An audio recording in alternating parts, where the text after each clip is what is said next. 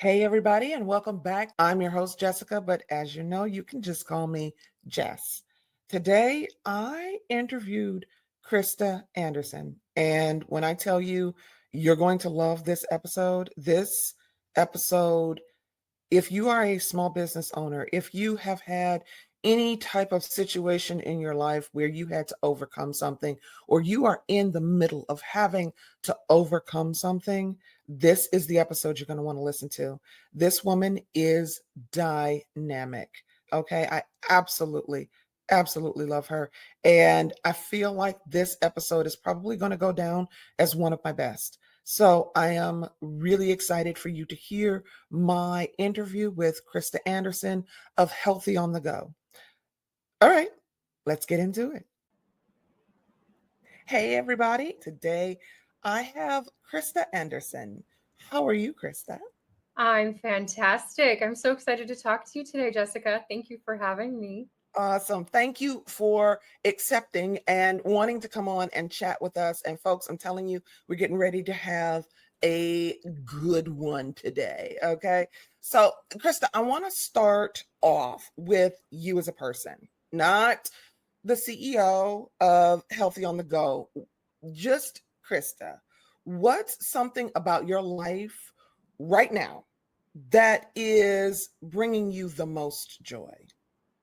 Well, I would say very few people know this about me, but for the last 4 or 5 years, since I moved to France, I've been living in this tiny, like, studio. Basically, it's one room, kind of split up, and I have sacrificed for a very long time and putting all my effort and energy and money into the business. And now, recently, I'm actually going to be moving into a house with many bedrooms. And I don't know what I'm going to do with all this space because I've been living in this environment for so long. And even before that, when I started the company 10 years ago, I was living in a one room garage apartment above somebody's garage. So, like, I've always been in this process of sacrificing and grinding the business. And now I'm like, oh my God, this is what adulting looks like. I'm moving on. So it's quite surreal and exciting.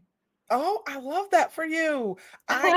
We never hear people in that moment, the moment of I'm in the one room apartment, or, the moment of I'm still in grind. We always hear folks talk about after they've arrived, after they've got the cars and the houses and the vacations and the corporate jets.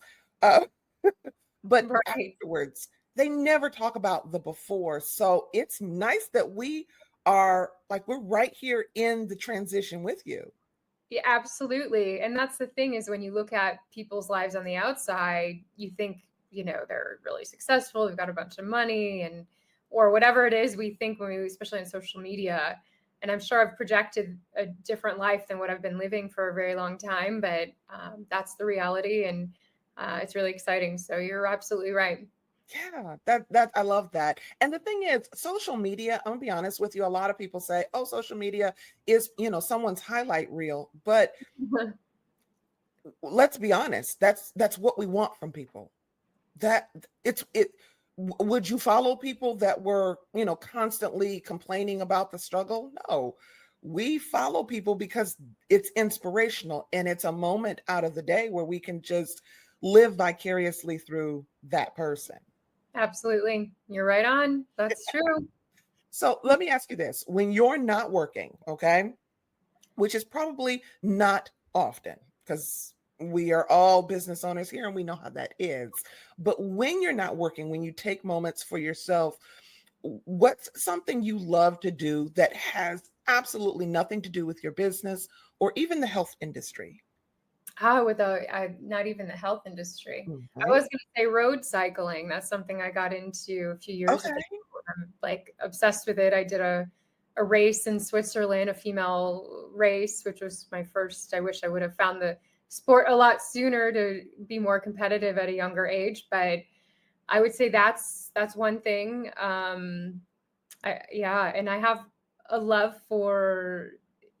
I mean, of course, the food industry is really a big part of my life, but I love trying new restaurants and things like that and seeing innovation and things. But so I don't know if that answers it quite Oh, well, because my whole life is kind of health focused yeah. after my Yeah. whole health journey. So Well, the way I see it, I mean, you're in France. So my assumption, having never been to France and desperately wanting to go, and probably the assumption of other folks listening is that France equals food, France equals cheese, France equals wine. yeah, I would assume that, being in the there's food no other way industry. to live here. Yeah. Yeah.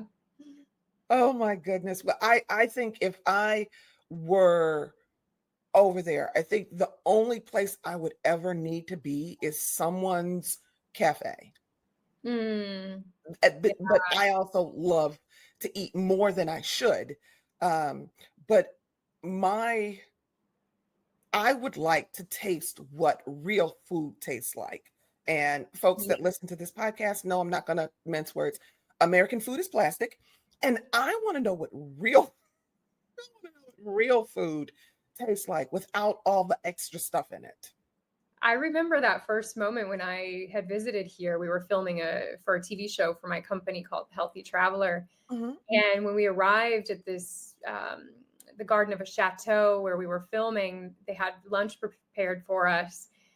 And when I sat down and ate this local, fresh, just simple food, it was nothing extraordinarily put together, not fancy fine dining. It was just local food. And I remember tasting the fruit and I was like, whoa, what is this?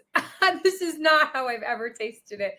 So you're right. It's a completely different experience and, different regulations in Europe for the agriculture. So Yeah, yeah. So that's what I'm looking forward to in my whirlwind European vacation that I am planning. I am planning it. yes. Uh, so we've mentioned a little bit that you are a business owner and you've done quite a bit in the past. So can you tell us a little bit about your story? How did your journey unfold to bring you where you are today? Well, I had stage 4 cancer several years ago, and I was given 3 months to live. And I lost most of my right lung, lost my kidney through that journey. I went through quite a long period of chemotherapy and recovery. And during that time, I found it really challenging to find healthier food options when I was on the go, when I was at the hospital. And I would pack food with me everywhere I went to help fight the disease, to make sure everything I was putting in my body was nutritious. And one day I walked into a gas station to find something healthy to eat, just like a bag of almonds or something simple like that. And I walked out empty handed and I thought, I've had to do this many times. There's never anything healthy in a gas station. And I started to reflect on my experience and I thought, I've got to do something about this. Why don't we have access to healthier foods unless you go to an organic food store? Mhm. And so this was about 10 years ago. And so I sold everything I owned and launched this company called Healthy on the Go. And our sole mission is to help create a path to disease prevention by making healthy foods more accessible to people Mhm. across the country in places like hospitals, gas stations, universities, airport stores. And we've created a healthy snacking kiosk, kind of a display, and a healthy functional beverage cooler. And we drop those into these retail environments to help make the healthier choice more convenient to people. I absolutely love that. And that's me coming from, um, when I was in high school, which was a very long time ago. But when I was in high school, um, high school, elementary, middle school, I went to private school, which was a completely different situation. But high school, I was in this special program in a public high school. And all we had during the day were vending machines. And these vending machines had some of the most disgusting stuff in them. You couldn't get a fresh fruit or vegetable, which wasn't uncommon because I grew up in Detroit. And so we didn't have a lot. I mean, it really was a fresh food desert. So, even if you were an adult and had a car, you had to go quite a bit of a distance to get some really, really good premium, foods. So, the snacks that they would give kids in the schools left a lot to be desired. So it's interesting as an adult that that has continued. When you go out and you're looking for snack foods, just something quick, I'm out and I've got errands to run because I've got to take all these dang on packages back to Amazon. You just want to, pick something up really quick, and there isn't anything healthy. And that is frustrating. Mm-hmm. Yeah. It it never dawned on me until about 4 months ago, because I was diagnosed with some liver issues, and my doctor gave me this list of stuff I cannot eat and things that I should be eating, and it cut out everything that I ate. And so I was stuck in this position where I'm like, well, what can I eat? And there's definitely nothing that I can just pick up. You have to prep everything. Like, you have to think about what you want to eat before you even leave the house, which takes a lot of time. I remember that, having to strip a lot of foods out of my diet Mhm. when I had cancer. And what was interesting was I started to learn kind of Ayurvedic and Indian style cooking, because a lot of what they use is functional herbs and plant-based, very healthy, nutritious Mhm. recipes. So I realized that there are actually a lot of foods. I mean, if we need a bit of time to maybe meal prep and that, but to create, that actually tastes really good. I Yeah. thought, oh my gosh, how am I going to survive without tacos? How am I going to survive without cheese and bread? Like, so there is a way. And what I would say, just to wrap up that topic, is that I haven't changed the way that I eat very much after that experience, because now I love it so much. I've found a healthier way of living and cooking that I really love. And to me, the other foods don't taste good to me anymore, what I was eating. Yeah. Yeah. I think that's the thing, that when I first started eating fruit, which I didn't eat a lot of fruit, and I'm a sugar holic. And when this happened, it's like, nope, sorry, can't have all that sugar anymore. The processed cookies and pies and cakes and but after I started eating fruit more often, it started getting really sweet to me. And it actually replaced what Mm. I lost. And now I don't even want those things anymore. So yeah, it's interesting how our bodies adapt. Mm-hmm. Yeah, and I think it's our mind too. Mhm. Yeah, our mind changes. Yeah, So absolutely. congratulations on that change. You're ahead of a lot of people on that, and I wish more people would Yeah, take a look at what they're eating and emotionally why they're grabbing for that. It's more of an emotional decision, I would have to say. it So is. Absolutely. Absolutely. So this chapter that you were going through in your life, what would you say is one thing that tested you the most, that influenced the vision that you have for your company? oh God. Ooh, this is a tough one. It makes me want to cry a little bit.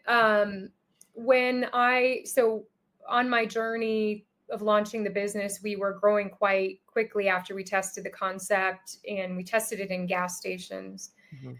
Then started to grow into universities. We were in about 200 stores through 12 states. And one of the distributors we were using to deliver the product to the stores had decided to take all of our merchandising displays for the snack program and rename it a different name, and basically remove us from the equation. And at that time, when I got the phone call that the program was kind of being pulled out of all of the stores we were in, all but like 30 of them, I fell to the floor of my bathroom and I was just bawling my eyes out. And I thought, I've been at this for 3.5 years. Michelle Obama just nominated us as Catalyst for Change for America's Health for the work that we're doing. And some greedy company comes along, takes advantage of a small female owned business, and rips us off. And I didn't have enough money to fight back. And so that knocked the wind out of my sails. And that was part of why I transitioned my life to France and put my personal life first, because I realized my life was very out of balance, working all the time. I wasn't healthy, although promoting a health food company. And I took about a year and a half off. Not that I had any money to do that, because I lost everything. I kind of hustled my way through it. And I one day just felt like I didn't care anymore if this business succeeded, and it was done. It was over. And I needed to figure out the next chapter of my life in my career. And then I got a phone call one day from a gentleman who had introduced me to a very large healthcare organization, and it put a heartbeat back into the business, and the business started to take off. And so I followed suit and started to pick up the pieces of it, and gradually the business has grown more than it ever had grown back then. It's more profitable today than it ever has been. It's a dream to me. But one thing I would say I learned from that was there's an energy and a power of letting go and not trying to make something happen, that it comes to us.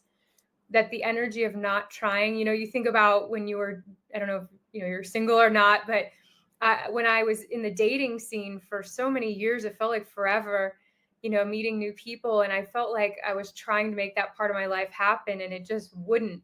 And then I let go, and I was okay without trying. And I think that was a big part of what I saw happen, is that energy unfolded in my company. But also, it taught me, one thing, and the last thing I'll say to this is, on my vision board, or my whiteboard I had from when I started the company, there was a Bible scripture at the top that I put there, and it's from Habakkuk, I think 2:4, something like this, but 2-4, but it was about the vision awaiting its time, and it will pass. So if we just stay focused, and that was really what I held on to, is that scripture verse. And I would say that seeing through our passion and holding on to that for something we really believe in, it will unfold. It's just a matter of time.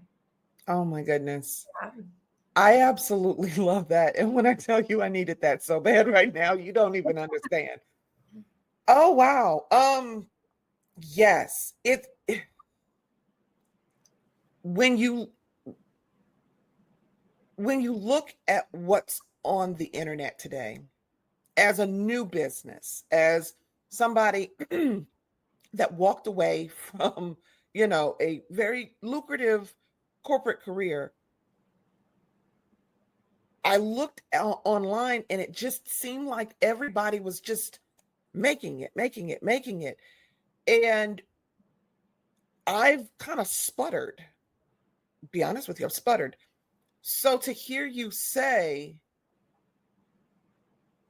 that's supposed to happen, that's what happens. But if you have been ordained, and I genuinely believe that you have been ordained to be on this journey, to be the mouth of this industry. If that's what you've been selected to do, there's nothing you can do to get around it. you can you can fight, you can beat against the wall, but it's going to come back around for you. And the idea of just kind of letting go and letting it be, that was what I had been asking myself last week, verbatim. Do I just, am I doing something wrong? And I said to myself this weekend, you know what? It is what it is. And you're going to put the things in place. And if it's supposed to be, it will. And if not, you kind of do need to focus on the stress of all of this is killing you, because it is killing me. I just absolutely love that part of your story, because that's the part nobody ever talks about. They just don't talk about it. And because people aren't talking about it, newer businesses have no gauge for, is it me? Is this normal? Am I okay to feel this way? Am I a failure? Everybody else seems to be just automatically making it, and I'm over here struggling. Everybody just poof, it happened for them. And it's not poof happening for me. Is it me? And so to hear you speak, it's not. And there's another side to it. It's not, if you don't succeed the first time or right away, it immediately just, you know, you're done, you're over. There is an additional side, which is, okay, revamp, pivot, come over here, and something's going to pop off. So I love that. Mhm. Yeah, absolutely. Yeah. Yeah. No So doubt. when you had the vision, okay, so as you're going through these things, you had the vision for your business, but turning that vision into a reality is a whole different leap. It took me over a decade to finally get up the gall to leap from the vision that I've had for a ridiculous amount of time. When you think back to starting your business, what gave you the courage to say, I'm the best person for this, and now is the time? Back then, I would say it felt like I was very ahead of the time. Well, Mhm, no, looking back, I was ahead of the time in mhm, the industry, but it was a need at that time and much before that time. But I'll be honest in the fact that even seeing today in our sales conversations when we're visiting healthcare facilities, for example, the cancer center I was treated at in Tampa, Florida 11 years ago hasn't changed. And when I'm walking into these facilities and I'm seeing nothing is changing, even today, I'm talking today, it is validation to me of what I felt in the beginning was that nobody's doing this. And to the point where in a lot of my conversations, it feels like a lot of retailers don't care. And it's some of the time, it's also the fact that the decision makers or the people we're speaking to, it's not ultimately their decision. And I would love to talk about one thing I want to bring a voice to that I didn't know 6 months ago was the reality in the American food system that I want to bring a voice to. And I am, and my team, my marketing team is working on a project to announce, because we need to educate people of what's happening and the reality of what goes on behind the scenes. But if you go anywhere but a grocery store or a gas station, anything outside of those two environments, the majority of beverages that are sold are actually on an exclusive contract with Coke or Pepsi. So if you walk into a university, a hospital, more than likely they have an exclusive contract of one of those two companies that they're getting paid to be exclusively carrying their beverages. And so in essence, you don't have access to anything healthy, in all honesty, unless you want a plastic bottle of water. Might be the closest thing you could find. But we are up against that every single day with our beverage program. And the reality of those, what they call pouring rights contracts, is Americans don't have access to healthy beverages in these environments because of what should be a very illegal situation of exclusivity. And so, this is something nobody's willing to fight against. I've been told all in the last several months I'd be crazy to go at it. But what I need is, it's not going to be me. It's going to be the people listening to this podcast. It's going to be you. It's going to be the American people taking a stand, voting with their dollars, not purchasing from these companies, to show everyone, salespeople, or the retailers, but also these beverage companies, that Americans are demanding change. They're demanding the freedom of choice. And what should be their very own birthright is access to healthier, nutritious foods and giving them that option. So I need the American people to unite against this and to start voting with their dollars. So I thank you for that question, because it inspired me on this topic that I'm extremely passionate about. So Yeah, you said a mouthful. I sorry. since being told that I have this liver issue and being of a woman of a certain age going through certain things, what I put in my body is becoming the most important thing in my life, especially since, like I said, America has plastic food. Mhm. And you're absolutely right. When it comes to the beverage situation, when you go into a store, everything in the store down that beverage aisle is attached to Coca-Cola, Pepsi, or Dr. Pepper. So it makes sense. Even the water, like the different waters are created by these soda companies. And so it makes sense that they would, put all of their products in the hospitals or in the different areas.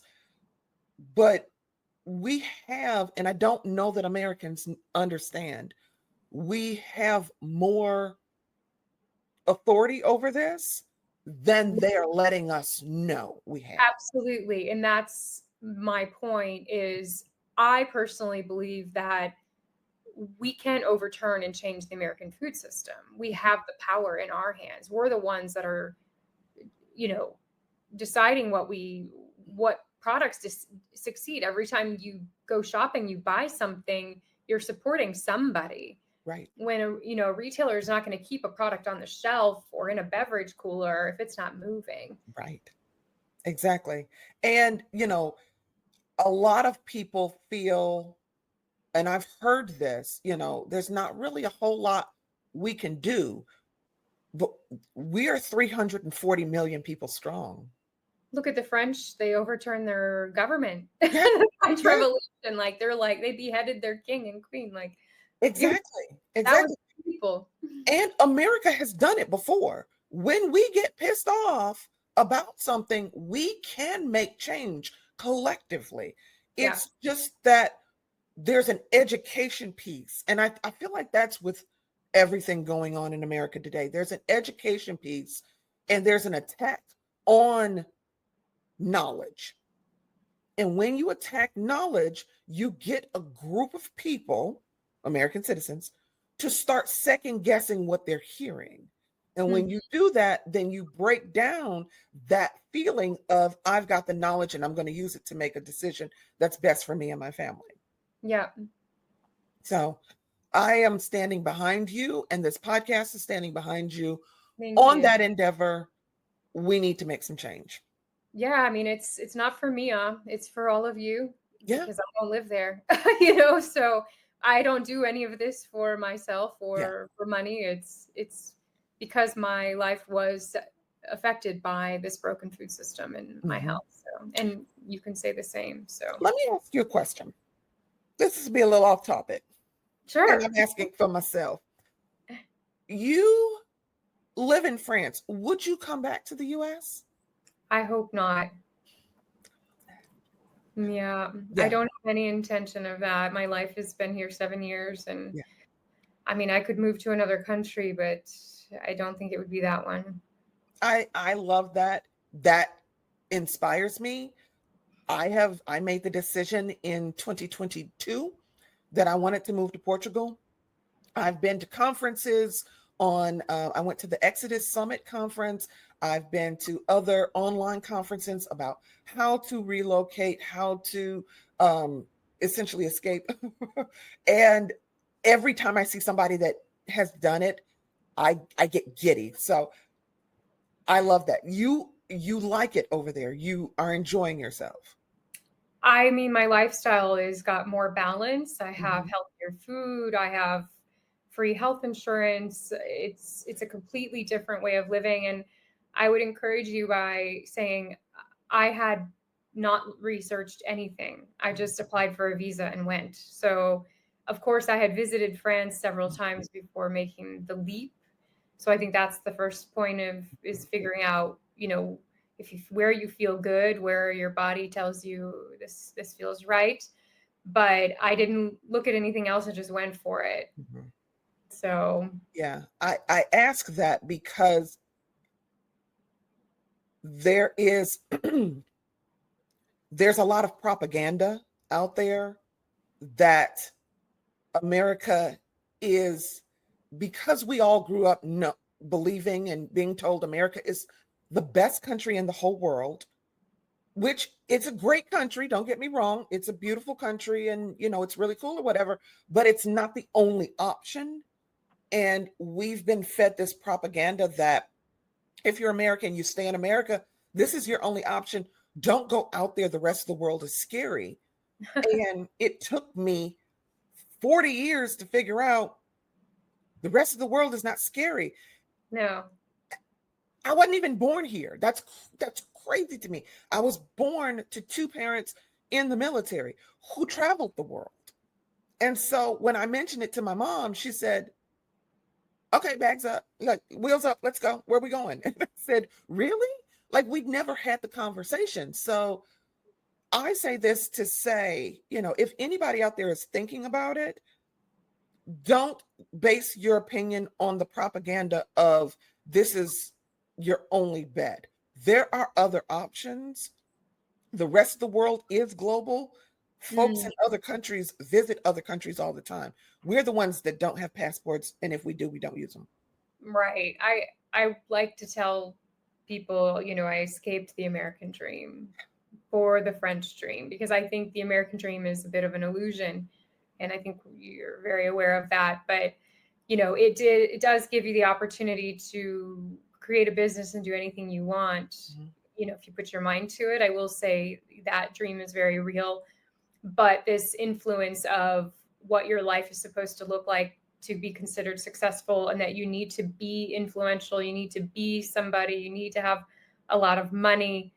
The one thing the French has taught me is that a hidden happy life is a hidden life.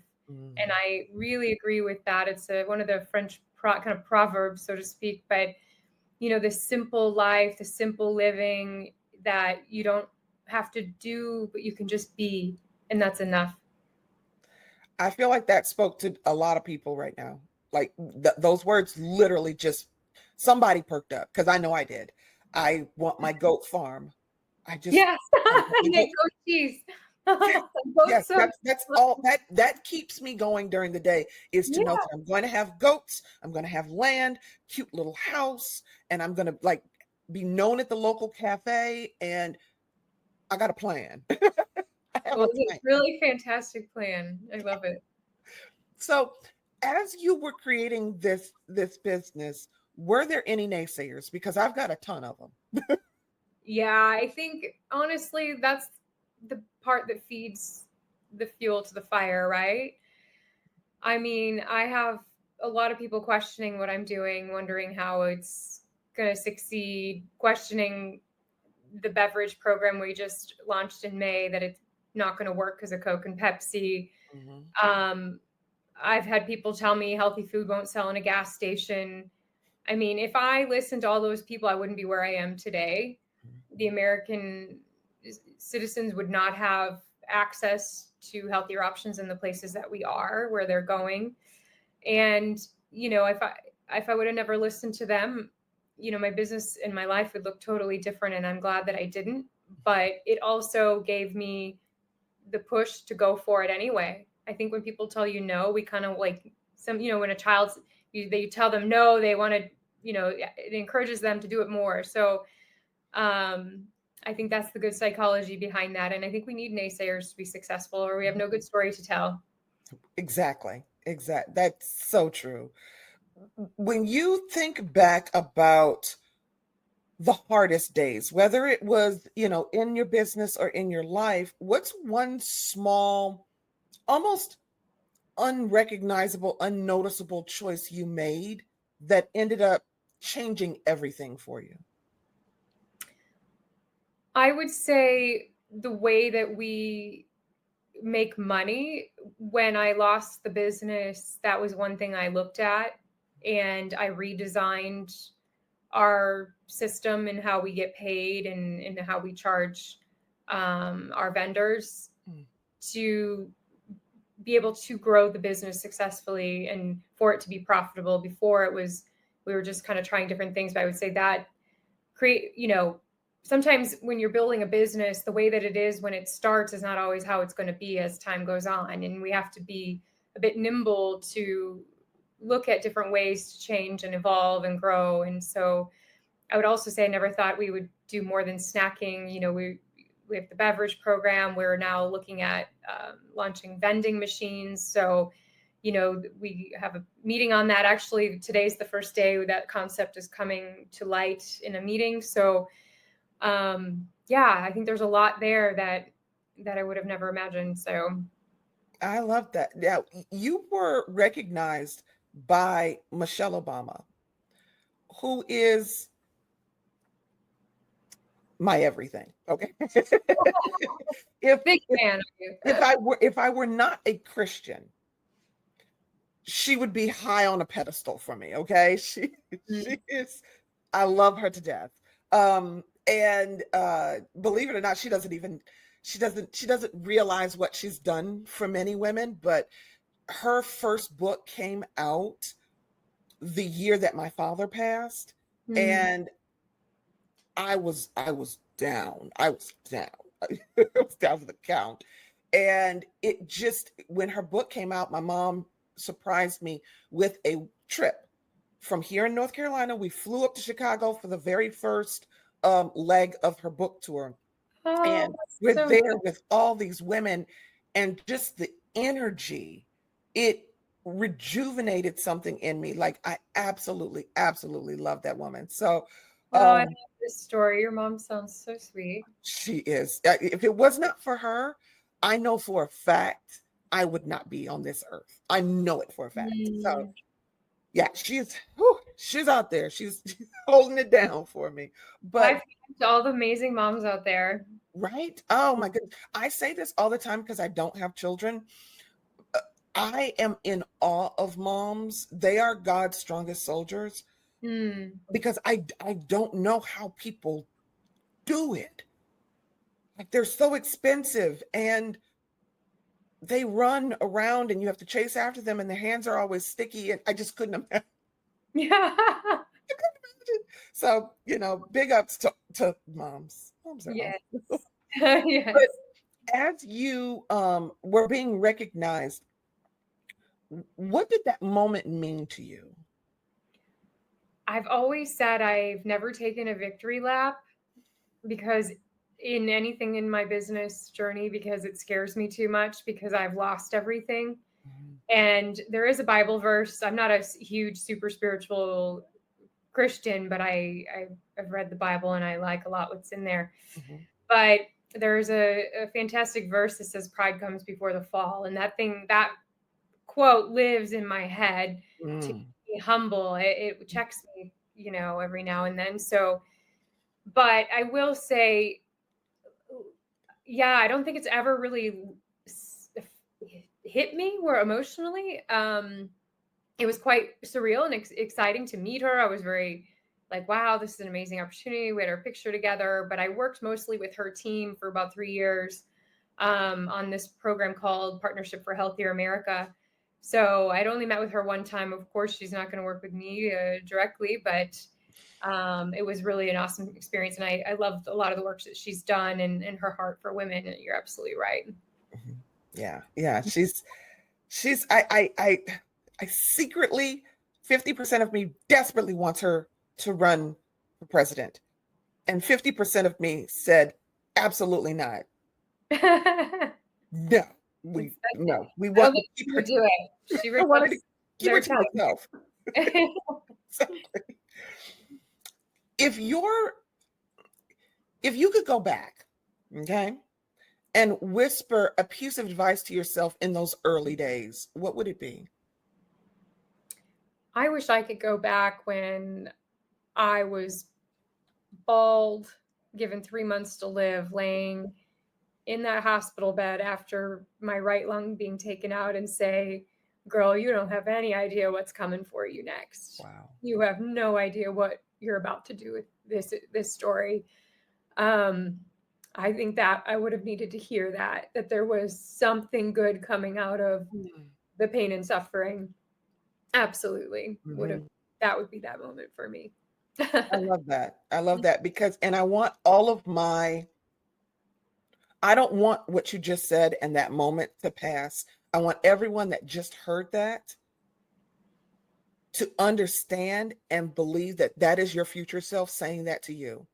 Yeah, wherever you are, wherever anybody is, that, I've always said, looking back, what I wish I would have heard as well is just Mm, hold on.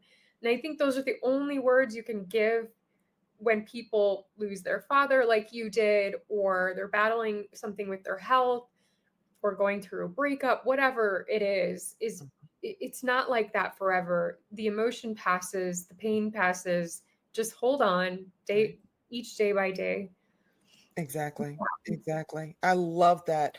And as a business owner, you get so wrapped up in the day to day because you're wearing every hat and everything falls like it's on you. And I remember a couple weeks ago, I screamed this. People in my apartment complex probably think I'm crazy, but I screamed, I don't have any effing help. And, we all have those moments, but there is light at the end of the tunnel. Trouble does not last always. It just doesn't. And Mhm. so you just got to hold on. What was it? I forget one of them. The guy that created the light bulb. I That- Edison, Thomas Edison.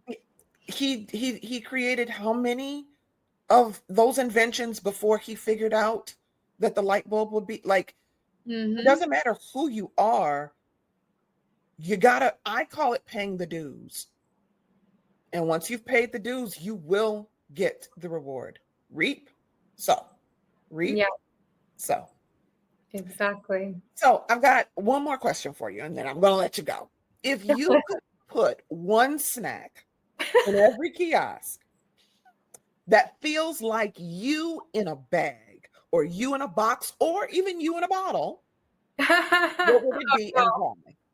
can well, now that you're saying bottle, I thought we were going on the snack journey, but if we could say bottle, I Yeah. would say, healthy, functional wine in a bottle.